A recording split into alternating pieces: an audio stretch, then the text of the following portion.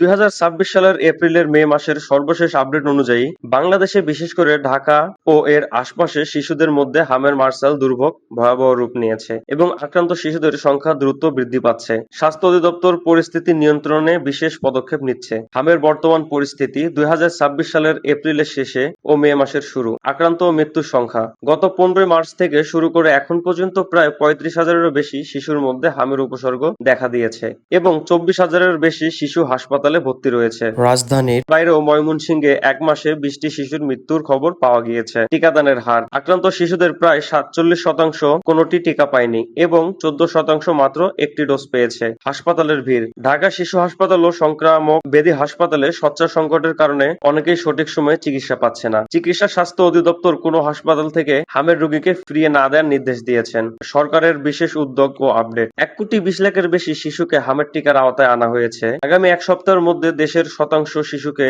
হামের টিকার আওতায় আনার ঘোষণা দিয়েছেন স্বাস্থ্য মন্ত্রণালয়। সবচেয়ে বেশি আক্রান্ত 30টি এলাকায় নিশ্চিত করে বিশেষ টিকাদানের কর্মসূচি চালু করা হয়েছে। পিতামাতার জন্য পরামর্শ শিশুর শরীরে হামের লক্ষণ জ্বর, কাশি, চোখ লাল, চামড়ার র্যাশ দেখা দিলে দেরি না করে চিকিৎসকের পরামর্শ নিন এবং প্রয়োজনে আইসোলেশনে রাখুন। টিকা দেওয়া সবচেয়ে জরুরি। 9 মাস এবং 15 মাসের হাম রুবেলা এমআর টিকার 2টি ডোজ নিশ্চিত করুন। ভয়াবহতা এড়াতে বাচ্চাদের সঠিক পুষ্টি নিশ্চিত করুন, কারণ অপুষ্টিতে ভোগা শিশুদের ক্ষেত্রে মৃত্যুর ঝুঁকি বেশি। লাইক করতে ভুলবেন না, কমেন্ট করে আপনাদের মতামত জানাবেন, ভিডিওটি শেয়ার করে আপনাদের বন্ধুদের মাঝে ছড়িয়ে দিবেন।